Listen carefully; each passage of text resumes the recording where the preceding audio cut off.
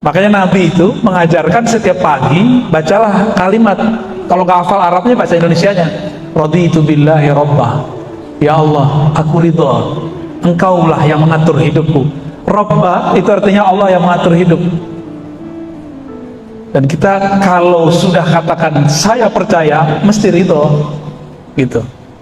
Kecuali baru tataran al-Islam, zahirnya rapi, batinnya berantakan. Nah, batin yang tidak berantakan dimulai dari percaya.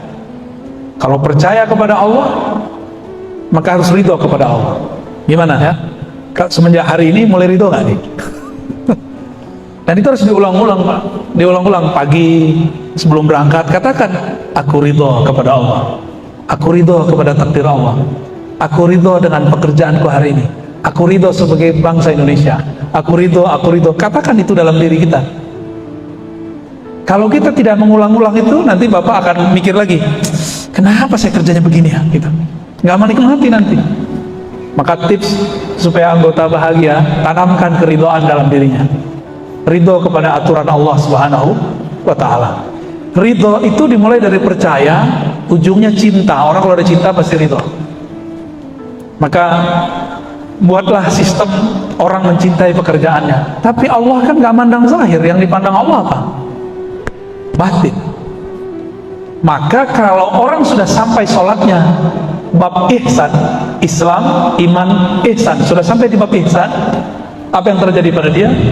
Dia sholat, dia akan perbaiki kolbunya, dia akan bagus-baguskan kolbunya, dia akan menghindari bermuka dua, lain yang lahir, lain yang batin. Enggak, dia nggak mau begitu.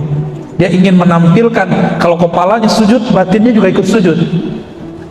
Ruku itu hormat dalam sholat. Jadi kalau kita ini hormat, nah dalam sholat hormat itu ruku.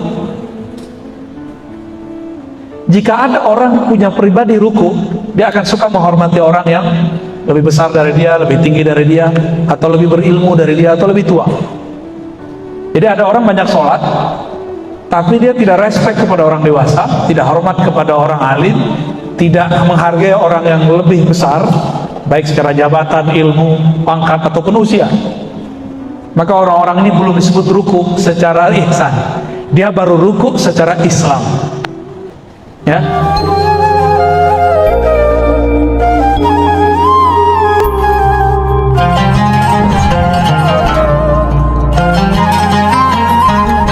Seperti ada yang rusak dari empat ini. Ya. Coba perhatikan deh, ya. Apa pertanyaannya? Pertanyaan pertama mengenai al-Islam. Apa itu Islam?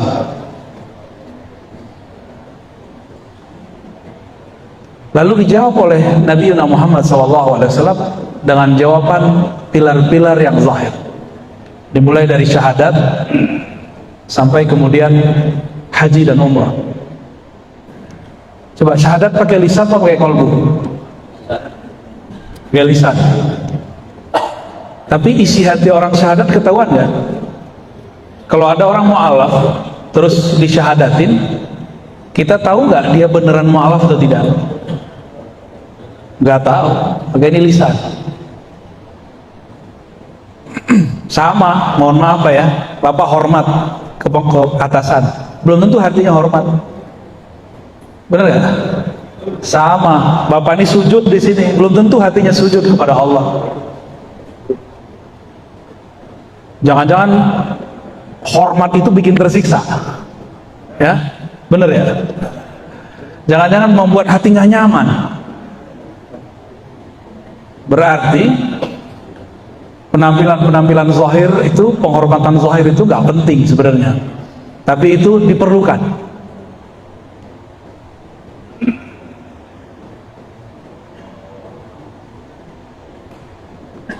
Cuma kalau ada orang bilang saya hormat kamu, tapi dia nggak menunjukkan rasa hormat, percaya juga nggak? Gimana Pak? Ada bilang saya hormat Anda, tapi dia nggak menunjukkan rasa hormatnya, percaya nggak? Saya yakin Bapak juga nggak percaya. Ada orang bilang saya percaya Allah, tapi dia nggak sujud kepada Allah, percaya nggak? Sama dengan itu, ya. Ya mungkin kalau dalam peraturan teman-teman anggota hormatnya ya tangan, ya. Tapi kan gak jaminan kolbunya. Sama seperti tadi. Nanti kita coba aplikasikan ke sana semua, ya. Maka al-Islam, pertanyaan pertama dari orang ini, apa itu Islam? Dijawab oleh Nabi, amal zahir. Kira-kira itu kalau diterjemahkan. Ilmu yang belakangan disebut dengan fikih. Ilmu fikih, ilmu hadis, ilmu tafsir, ini ilmu-ilmu yang muncul dari ini. Maka kosakatanya, kalau dia belajar fikih, kosakatanya apa? Boleh, tidak boleh.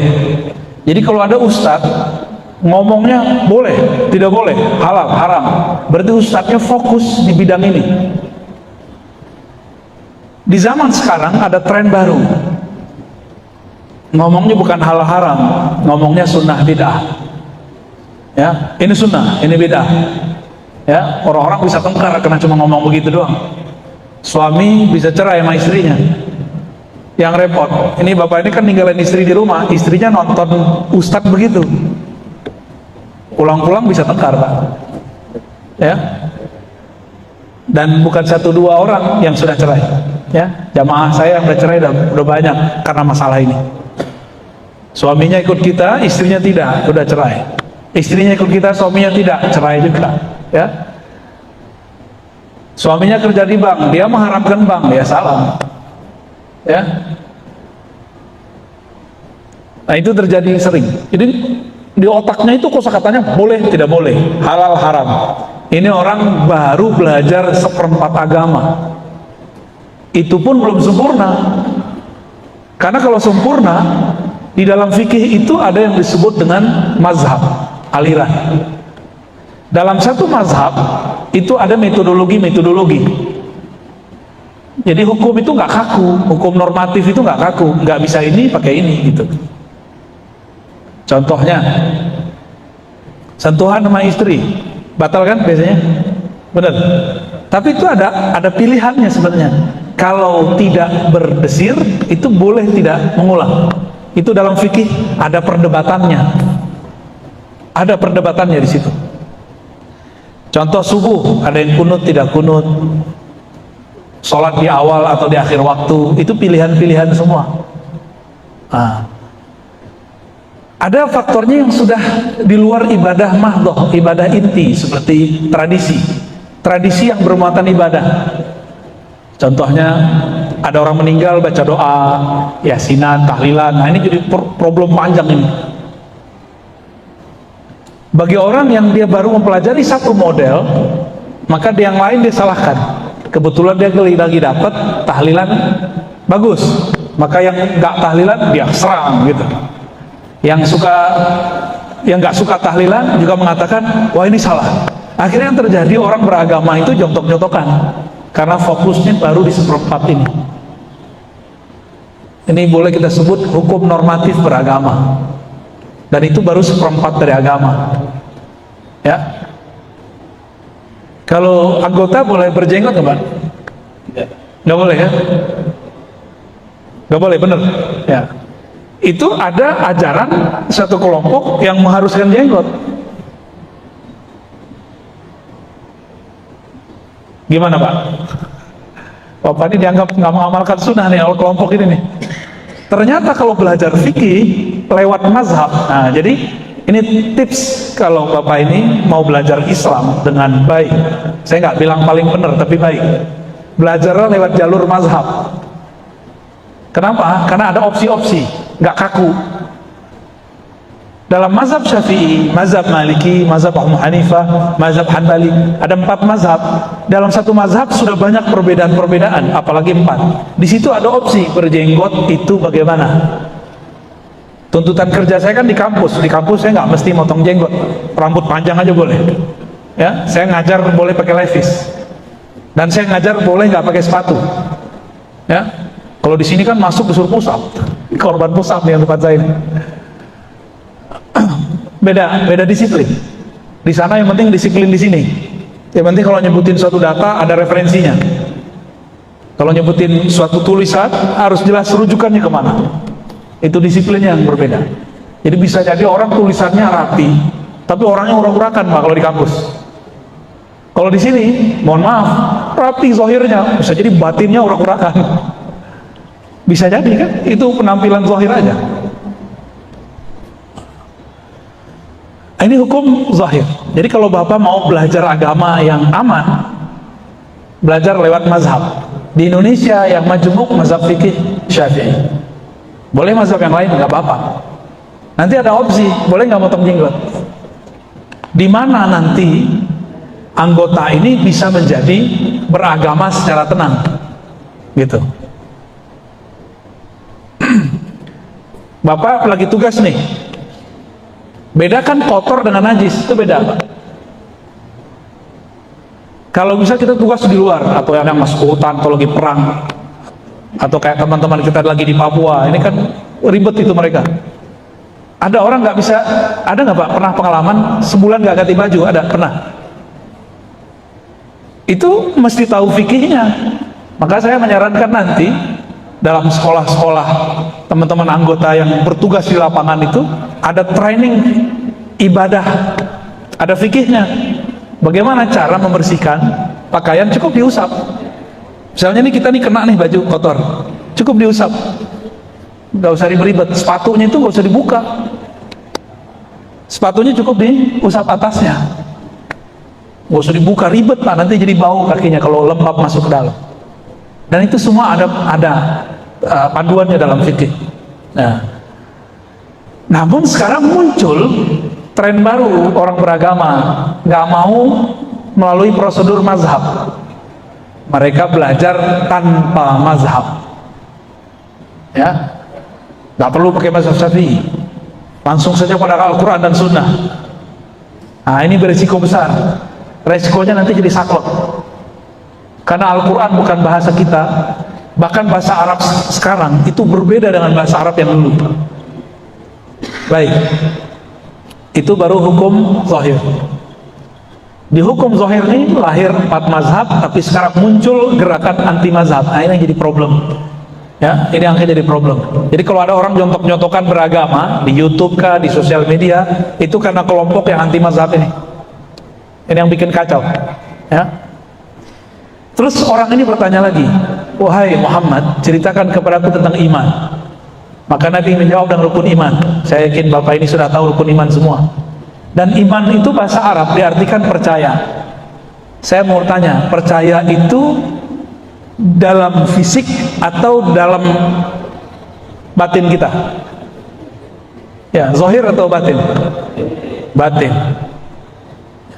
Jadi percaya kepada Allah, malaikat, terus sampai ke percaya takdir. Takdir kita hari ini, takdir Bapak menjadi anggota TNI, takdir saya menjadi seorang muallim, jadi guru, itu takdir. Ridho nggak Pak jadi anggota? Ridho nggak dengan pangkat sekarang? Kalau ridho, hormatnya tulus ya. Jangan gak tulus. Kalau ridho, lakukan tugas dengan sepenuh hati. Katanya ridho. Ini pandemi nih, ridho nggak? Kalau percaya kepada Allah, wajib ridho. Maka bohong orang mengatakan saya percaya takdir, tapi dia nggak ridho dengan kondisi dia sekarang. Jadi ini bisa jadi senjata power ya, bahkan kekuatan dalam diri seseorang untuk bisa mengkondisikan dirinya. Jadi orang sampai di bab ini aja udah beres, ya. Cuma kadang-kadang masih kurang bahagia, gitu aja. Ya, dia baru pada tataran percaya, dia baru bisa ngurus otak dan kolbunya, belum sampai kepada sisi terdalam dalam dirinya. Pernah nggak mikir Pak, kok saya begini ya? Gitu. Kok saya jadi anggota ya? Pernah nggak mikir gitu? Pernah ya? Terus terima atau tolak? Wah, kok begini ya? Kayaknya enak jadi orang biasa. Pernah pikiran begitu nggak? Kalau pernah begitu berarti belum ridho. Mulailah meridhoi. Makanya Nabi itu mengajarkan setiap pagi bacalah kalimat. Kalau nggak hafal Arabnya, bahasa Indonesianya. Raditu billahi robba. Ya Allah, aku ridho. Engkaulah yang mengatur hidupku. Robba itu artinya Allah yang mengatur hidup. Dan kita kalau sudah katakan saya percaya, mesti ridho, gitu. Kecuali baru tataran al-Islam, zahirnya rapi, batinnya berantakan. Nah, batin yang tidak berantakan dimulai dari percaya. Kalau percaya kepada Allah, maka harus ridho kepada Allah. Ya. Kalau kerja ada di kantor ada CCTV, Pak? Ada. Dulu nggak ada ya. Semenjak ada CCTV ada perubahan nggak? Lebih rapi nggak? Ya karena dilihat ya. Berarti kita ini baru al-Islam, belum iman. Jadi orang kalau dia rajin karena ada CCTV, dia baru Islamnya seperempat, agamanya baru seperempat, belum sampai iman. Karena kalau iman, dia sudah percaya ada Allah yang melihat, ada malaikat yang mengawasi, ada nabi, ada rasul, ada hari kiamat, ada hisab, dihisab kita semua.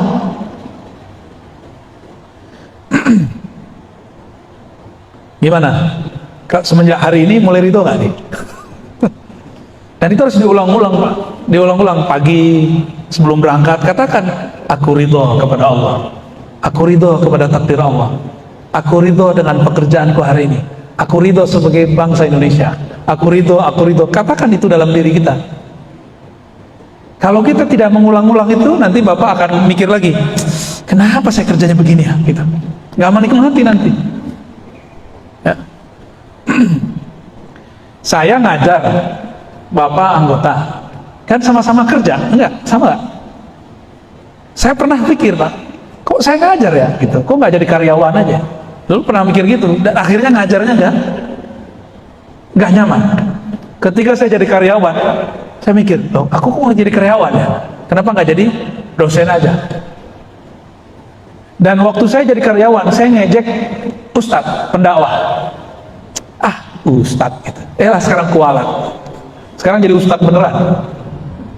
Tapi semua kita jalani dan saya mengatakan, aku ridho ya Allah, aku pasrah, engkau gerakkan apapun, aku terima. Semenjak sering mengatakan ridho, hidup saya jadi bahagia. Ya. Maka tips supaya anggota bahagia, tanamkan keridhaan dalam dirinya. Ridho kepada aturan Allah Subhanahu wa ta'ala. Ridho itu dimulai dari percaya, ujungnya cinta. Orang kalau ada cinta pasti ridho. Maka buatlah sistem orang mencintai pekerjaannya. Jangan cuma terpaksa dengan peraturan-peraturan yang, kalau mohon maaf ya,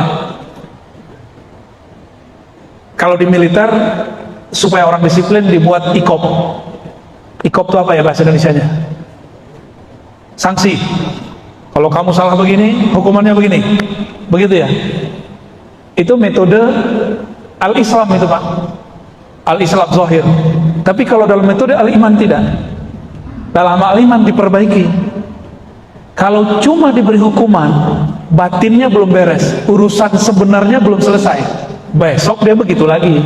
Besok pulang lagi. Mau dihukum 1000 kali. Iblis itu dihukum, bener gak? Tapi dia tidak pernah memperbaiki kesalahan dia. Nabi Adam sekali diusir dari surga, dia langsung memperbaiki dirinya dengan doa Rabbana zalamna. Ya Allah, kami salah. Jadi Nabi Adam mengaku salah, bukan karena peraturan, tapi karena kesadaran. Sedangkan iblis tidak. Ya.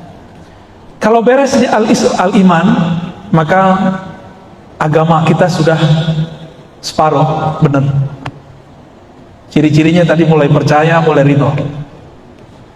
Ada yang nomor 3, namanya ihsan. Jadi orang ini bertanya, wahai Rasulullah, apa itu ihsan? Lalu Nabi menjawab, ihsan itu engkau beribadah seakan memandangnya, seakan engkau merasa dia hadir di hadapanmu. Boleh saya tanya Pak ya, kalau pimpinan lagi ada, semuanya jadi rajin nggak? Bener? Kalau pimpinan lagi datang, mukanya semuanya pura-pura sibuk, pura-pura lagi concern dengan pekerjaannya. Bener ya? Yang merasakan hadir itu bukan hanya tubuh ini, bukan hanya pikiran ini, tapi di dalamnya ada ruh. Bukan hanya lagi kolbu, tapi sudah sampai pada ruh. Kalau orang beribadah, merasa memandang Allah, merasa Allah hadir, pasti sholatnya dibenerin, gak mungkin buru-buru. Nah disinilah janggalnya kita, mohon maaf Pak ya, Kalau ada pimpinan kayaknya rajin, karena itu pimpinan secara akal, secara peraturan, secara zahir, hukum zahir. Ketika kita sholat, pimpinan kita siapa? Allah. Yang kita ikuti Rasulullah. Ada nggak rasa ingin membaguskan gerakan sholat itu? Yang Allah pandang kan bukan fisik, yang Allah pandang kan kolbu. Karena pimpinan menyaksikan zahir, kita baguskan zahir. Tapi Allah kan nggak mandang zahir, yang dipandang Allah apa? Batin. Maka kalau orang sudah sampai sholatnya bab ihsan, Islam, iman, ihsan, sudah sampai di bab ihsan, apa yang terjadi pada dia? Dia sholat, dia akan perbaiki kolbunya, dia akan bagus-baguskan kolbunya, dia akan menghindari bermuka dua, lain yang lahir, lain yang batin. Enggak, dia nggak mau begitu. Dia ingin menampilkan kalau kepalanya sujud, batinnya juga ikut sujud. Ruku itu hormat dalam sholat. Jadi kalau kita ini hormat, dalam sholat hormat itu ruku. Jika ada orang punya pribadi ruku, dia akan suka menghormati orang yang lebih besar dari dia, lebih tinggi dari dia, atau lebih berilmu dari dia, atau lebih tua. Jadi ada orang banyak sholat, tapi dia tidak respect kepada orang dewasa, tidak hormat kepada orang alim, tidak menghargai orang yang lebih besar, baik secara jabatan, ilmu, pangkat, ataupun usia. Maka orang-orang ini belum disebut ruku secara ihsan. Dia baru ruku secara Islam. Ya, secara zahir nih rukuknya udah bener, tapi batinnya belum. Mau nggak begini, Pak? Ada seorang perempuan bilang cinta kepada kita. Dia bilang, aku cinta kamu. Tapi yang dia mau sebenarnya gaji kita. Gimana? Zahirnya dia melayani kita, buatin minum, tapi batin dia nggak mandang kita. Yang dia pandang dompet. Ciri-cirinya satu aja. Kalau jajan belanjanya sudah berkurang, biasanya akhir-akhir bulan ya, mulai ketus. Berarti dia nggak cinta Bapak. Dia cinta dompet kita. Sama nih, orang yang tidak ihsan, ketika rezeki mulai seret, dia kemudian berprasangka kepada Allah. Ya, sama begitu semua. Apalagi musim pandemi kemarin, itu banyak yang ngomong, ya Allah, saya salah apa kok diberi pandemi? Padahal pandemi baru 2 tahun, 2 tahun lebih dikit. Dia sudah menikmati hidup tanpa virus bertahun-tahun lamanya. Kenapa itu lupa? Baru kena virus 2 tahun, ya. Gaji nggak dipotong Pak ya selama pandemi? Enak Pak jadi anggota. Oh, kalau di kampus dipotong tuh, di kantor-kantor dipotong. Berarti Bapak nggak kena imbasnya ya. Semoga nggak dipotong. Tenang aja Pak, nanti Bapak yang maju. Saya doain bentar ya. Ihsan ini dimensi ruh, iman dimensi kolbu, Islam dimensi fisik. Orang beragama ini aja udah cukup. Ini 2/3 sudah. Ini sudah cukup. Ini sudah waliullah Pak, kalau orangnya sampai di sini. Mau dia anggota, mau dia dosen, mau dia guru, mau dia buruh, mau dia apapun pekerjaannya, kalau udah sampai kualitas beragamanya ke bab ihsan, dia waliullah. Kalau dia doa mustajab. Kalau dia jadi umat yang sangat sayang kepada orang lain. Mau nggak jadi kekasih Allah Pak? Mau jadi wali kan? Wali itu artinya pelindung. Wali Allah bukan pelindung Allah. Wali Allah artinya yang mau melindungi hamba-hamba Allah. Anggota bisa jadi wali kalau di hatinya ada rasa sayang ke bangsa ini, lalu dia menyayangi setiap umat, semua rakyat yang ada di bangsa ini, dan dia tidak mau terjadi ada keburukan di umat ini, di rakyat. Itu wali itu orangnya. Ya. Kiai ustadz gak semua wali. Kiai ustadz yang wali, yang setiap hari berdoa supaya tidak ada konflik di umat, supaya tidak ada kerusuhan, supaya umat itu saling sayang menyayangi aja. Itu wali itu ustadznya. Tapi kalau ada ustadz sukanya menyulut perbedaan, jontok-jontokan, itu wali setan itu, walaupun penampilannya ustadz. Jadi Bapak bisa jadi wali, potensi sama dengan kita. Jadi kalau anggota ini semuanya bekerja bukan sekedar, mohon maaf, ingin mendapatkan gaji, tapi dia berpikir, aku ingin mengabdikan diriku membangun bangsa ini. Itu kolbunya kolbu wali itu. Maka kita sama-sama Pak, bangun bangsa. Saya bangun lewat pikiran dan kolbu, lewat ruh. Bapak bangun lewat menjaga itu semua. Ya. Adik, pertanyaan yang terakhir tentang as-sa'ah. Apa itu? Kapan kiamat? Apa tanda-tanda kiamat? Maka muncullah satu ilmu tentang akhir zaman. Ini Bapak kalau jamaah YouTubiah, itu banyak orang membahas tentang akhir zaman. Ya. Sesi tanya jawab. Oke, baik. Maka seperempat terakhir dari ilmu ini, ilmu pilar agama adalah tentang mengerti akhir zaman. Ini saya berharap jangan berpikir, oh kita ini masih lama di dunia. Bumi ini sudah sangat tua. Ya. Kemarin saya membahas dengan kawan-kawan saya yang mereka ahli perminyakan. Jadi kerjanya ngebor 5 sampai 6 kilo ke dasar bumi. Dan dia sangat mengerti lapisan-lapisan bumi. Apa kata dia? Kami ngebor dan menemukan fosil-fosil yang umurnya 60 juta tahun sampai 100 juta. Jadi kita ini kan sudah bagian atas. Bumi ini sudah sangat tua. Dan ini adalah puncak eksploitasi bumi terparah dalam sejarah umat, sejarah manusia. Nah, ini masanya Pak. Maka sebenarnya masa ini sudah pendek. Ya, masa ini sudah pendek. Semua kecanggihan sudah ada, semua sudah serba instan. Makanya 20 tahun rasanya sebentar. 5 tahun kayaknya baru 5 hari kemarin, ya. Nah, ketika mau belajar al-Islam, al-Iman, al-Ihsan, as-sa'ah, kiamat, nah kita mulai menyebut inilah 4 pilar agama. Jadi Bapak, Saudara kalau mau belajar tentang agama, pelajari agama dengan 4 pilar ini. Kalau enggak, agamanya enggak sempurna. Jangan hanya sibuk mengenal sunnah bid'ah, halal haram, enggak cukup. Harus masuk ke bab iman. Enggak cukup, harus masuk ke ihsan. Enggak cukup, harus masuk ke bab tentang akhir zaman. Ya, lebih kurang itu yang bisa saya sampaikan. Ada yang mau ditanyakan?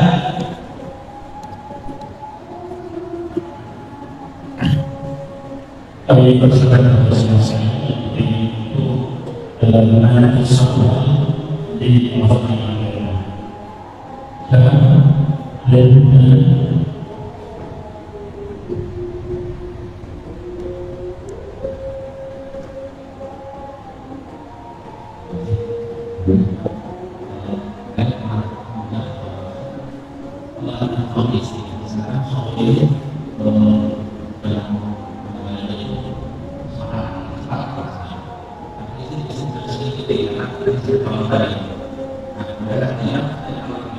agak dekat Pak. di suami itu dan istrinya dari suami ini kuasanya kan tidak itu sebagai anak istri atau Paham Pak? Ceritanya. Ngerti pertanyaannya? ulangi ini ada alasan maksudnya kami sendiri orang itu ketika seorang suami sering membawa dan misalnya pada sampaikan atau istri Semangat beragamanya. ya istri tidak. Nah suami dan istri tidak seperti saya perhatikan itu ada sama saya konsekuensi bahwa nanti Tuhan mengatakan lagi kalau yang suami dan istri kalau seperti orang tua dan seperti itu Mengenai tanggung jawab ya, tanggung jawab. Begini aja deh.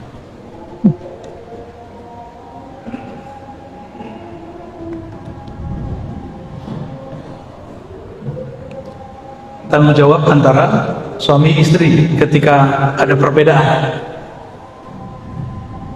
Ya, seorang suami itu kewajibannya menafkahi. Adapun agamanya istri itu tidak boleh memaksa. Bahkan ada ungkapan la ikraha fid din, tidak ada paksaan dalam beragama. Oleh karena itu di dalam Islam seorang laki-laki muslim boleh menikahi perempuan non muslim. Kenapa? Karena laki-laki ini biasanya lebih bisa mempengaruhi dengan baik, tapi tidak boleh memaksa. Dua, jadi ini orang keyakinannya beda. Berarti dalam Islam dibolehkan itu, ya, dan gak ada paksaan selama dia tidak menghujat. Lalu dibatasi non muslimnya adalah ahli kitab. Kenapa ahli kitab? Ahli kitab ini kan kurang selangkah lagi aja dia menjadi sempurna. Dia sudah percaya sama Nabi Musa, percaya kepada Nabi Isa, sedikit lagi mau percaya Nabi Muhammad, berhenti, gitu aja bedanya. Beberapa orang itu akan respect kalau melihat akhlak. Bapak ini banyak sholat, tapi sama istri galak, ya dia mikir, emang orang beragama begitu ya? Ada non muslim, dia nggak sholat, tapi dia rapi, dia ramah, mungkin itu lebih menarik. Nah, jangan sampai ancaman itu ada sebelum rahmah, kasih sayang dalam beragama itu muncul. Jadi saran saya, sikap-sikap tegas begitu itu dihindari dulu, harus samain dulu frekuensinya. Jadi biasanya suami istri yang begitu, dia belum belajar sampai ihsan. Kalau al-Islam itu normatif, Pak. Kamu nggak mau, ya sudah, kita putus. Itu al-Islam. Tapi orang kalau sampai al-ihsan, belum mau deh, ya sudah, kamu lihat aja ya. Gitu. Ini beda orang yang beda ihsan, Pak. Di al-Islam, kalau ada orang nggak sholat, apa kata dia? Oh, pemaksiat, neraka. Dalam orang belajar fikih, ngelihat ada laki-laki perempuan jalan bareng, mojok nih, maksiat lagi nih. Tapi kalau udah masuk bapak lisan, dia nggak begitu ngomongnya. Oh mungkin suami istri kali. Kalau ada orang yang belum sholat, kita lagi sholat nih. Oh mungkin dia lagi mengundur sholat kali. Mungkin dia sholatnya nanti. Jadi dalam al-ihsan itu rahmahnya yang dimunculkan, kasih sayangnya. Ancaman belakangan. Ini ciri-ciri orang kalau berdebatnya sudah sampai di al-ihsan. Saya benar, tapi Anda mungkin lebih benar gitu. Tapi kalau dalam bab al-Islam, Pak, saya paling benar. Yang beda dengan saya, beda dengan Allah dan Rasulnya. Gitu. Kamu kalau nggak ikut saya, kita selesai. Ini orang-orang beragamanya baru sampai seperempat, baru zahir-zahirnya. Nah, saya tidak menyarankan ikut ala begitu, Pak. Ya, kita beragama jangan stagnan di al-Islam, harus masuk ke al-iman, masuk ke al-ihsan. Kira-kira gitu, Pak ya. Gimana? Ada lagi? Cukup? Ya. Assalamualaikum.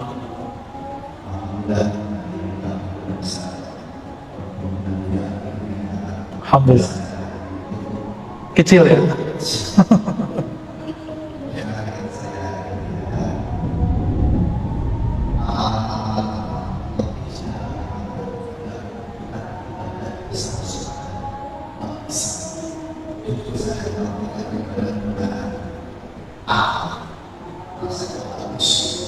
Ya. Iya, sama. Bagaimana cara supaya ibadahnya sampai kualitas ihsan? Jika ibadah zahir kualitas al-Islam, mesti ada mentor guru ngaji. Dulu ada guru ngaji kan? Yang ngajarin rukun sholat, yang batalin sholat, syarat sholat. Lalu dicontohkan oleh guru. Karena guru kita mengajarkan yang zahir, kita mencontoh zahirnya, bacaannya, model gerakannya. Sampai kemudian, saya yakin nih bapak-bapak ini waktu dulu masih anak-anak, itu sholat sering ikut temannya tuh, ya, sering ngerjain temannya, canda-candaan, bener gak? Karena anak-anak dia sholat bukan dengan akalnya, juga bukan dengan kolbunya, tapi dia ngelihat gerakan fisik gitu. Lalu bagaimana cara supaya sholat sampai pada tahapan ihsan? Jika zahir harus ada mentornya, apalagi batin, apalagi ihsan. supaya badan ini berotot. Kita ikut fitness, kalau anggota lagi awal-awal masuk kan nggak perlu fitness, tapi kan ada komandannya, ada yang mentrainingnya, push up sekian setiap hari, sit up sekian setiap hari, dan itu kemudian sampai jadi habit. Akhirnya nggak perlu lagi ada pendamping. Saya kan bukan anggota, kalau pengen berotot, saya datang ke tempat fitness dan saya bayar trainer, biar tubuh berotot. Dan ada latihannya nggak? Latihan itu bahasa Arabnya riyadhah. Apa arti riyadhah? Gerakan yang dilakukan berulang-ulang. Benar nggak? Biar berotot, push up-nya berulang-ulang. Biar nembaknya jago, sekali dua kali atau berkali-kali. Dulu awal nembak langsung tepat nggak Pak sasaran? Ya, sama. Kalau mau nembak kolbu juga ada latihannya. Ya, itu kita sudah latihkan. Semua orang bisa, kan Bapak punya kolbu, bisa dilatih Pak. Akal pakai sekolah, kolbu pakai riyadhah. Riyadhah latihan. Tapi kolbu itu dia punya puncak terdalam namanya ruh. Ruh itu dia nggak butuh latihan, dia butuh ma'rifat. Ma'rifat itu kalau diterjemahkan knowledge, keilmuan, ilmu murni. Jadi kalau ada orang mengajarkan khusyuk dengan zikir, itu khusyuknya di kolbu. Kalau ada yang mengajarkan khusyuk itu gerakannya harus begini, berarti dia baru khusyuk pada fisik. Tangannya harus begini, sarungnya harus di atas mata kaki. Akhirnya debat di situ aja. Tahu kan perdebatannya?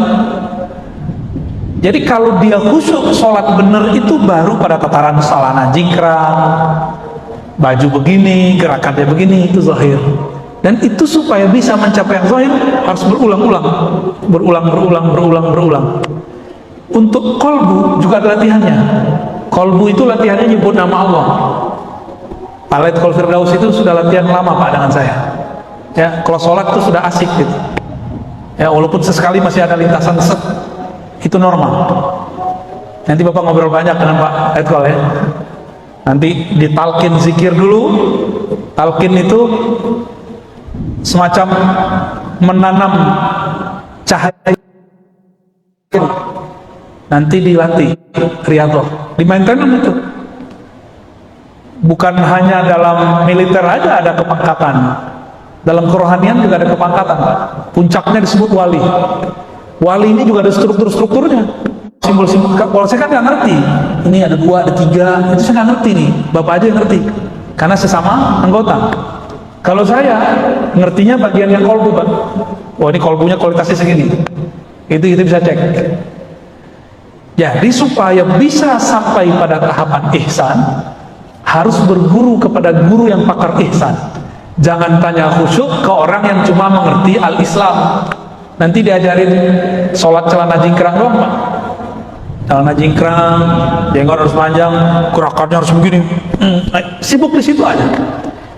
Debat tangannya di atas sini, apa di sini, apa di sini. Pernah ngeliat ada orang sholat begini? Jadi dia mengira itulah cara khusyuk. Itu khusyuk zahir, bukan khusyuk yang batinnya. Batinnya belum nih. Ya. Apa kata Nabi? Sallu kama ra'aitumuni usalli. Salatlah kamu seperti kamu memandangku. Ahli zahir memandang zahir Nabi. Ahli rohani memandang rohani Nabi. Nah itu harus dilatih Pak. Dilatih. Sahabat-sahabat itu udah tua-tua ketika ngaji kepada Nabi, itu dilatih juga. Apalagi kita. Jangan-jangan selama ini kita baru melatih zahir, melatih akal dengan sekolah, mau naik pangkat sekolah dulu.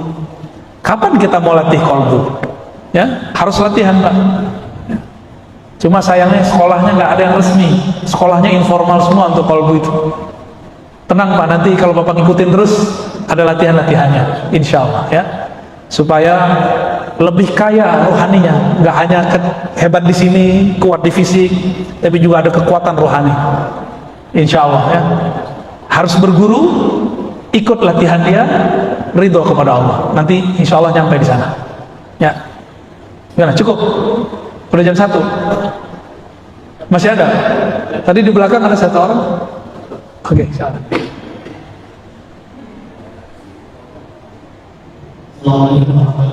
Assalamualaikum. Kami saya mengajarkan di saus Namun kami ada sedikit problem atau permasalahan di dalam kehidupan Kristen. Contoh ini, misalnya dalam satu persoalan ini ada kelompok yang seperti saya. Sedangkan kami juga punya kelompok yang kami semak dengan semangat dan sebagainya. Nah ini saya mau sarankan, kami sudah terjadi apa-apa perkembangan dasar. Nah, sikap kami yang misalnya bahwa tegas yang ini sebagai pemahaman aja, apakah kita bersemangat dan memaksakan seperti yang tidak Iya. Kalau anggota kayaknya enak Pak, tinggal perintah pimpinan ya. Cuma itu tahannya cuma di zahir. Saran saya harus ada kewajiban memahami agama dengan kurikulum yang 4 tadi, lalu ditrainingkan. Belajar al-Islam lewat mazhab, nanti dibuat penjelasannya. Itu pemahaman yang saklek tadi, nggak bisa diapa-apain kalau nggak dilawan pakai dalil. Yang memblok pikiran dia sehingga dia jadi keras, itu kan dalil yang dia dapat dari ustadz dia. Maka kita harus punya dalil yang kuat. Masalahnya Bapak ini kan bukan sekolah untuk dalil. Jadi jangan tangani sendiri, panggil ahlinya, lalu ajak mereka diskusi pelan-pelan. Pelan-pelan Pak, diwajibkan hadir. Kalau gini kan kita datang mereka pergi. Sama di luar begitu juga, karena mereka punya ada keyakinan bermajelis dengan yang berbeda paham itu bid'ah. Ya, ini jadi problem. Ini jadi problem. Lalu gimana sikap kita di luar kalau Bapak tidak pakar? Nabi mengatakan irhamu man fil ard yarhamkum man fis sama. Sayangi makhluk di bumi, maka yang di langit sayang kamu. Jadi jangan bersikap keras. Tidak ada kekerasan yang bisa membuat orang sukses beragama. Dan Nabi mengatakan jika ada kelembutan melawan kekerasan, pasti kekerasan kalah. Mohon maaf nih, Bapak ini kan tegas, di rumah kalah paling sama istri. Ya, karena istri itu senjatanya kelembutan, kemanjaan. Ya, itu bisa mengalahkan orang keras. Filosofinya lihat aja, ini kan hujan nih, air netes ke batu, kok bisa? Maka lembut itu bukan sekali 2 kali, lembut itu terus kita teteskan kelembutan itu kepada orang keras, pasti nanti akan berefek. Jadi menghargai orang, ngalah itu bukan berarti kita sekali ngalah, tapi kita terus Pak. Ya. Itu tipsnya lebih kurang ya. Wallahu a'lam bishawab. Gimana?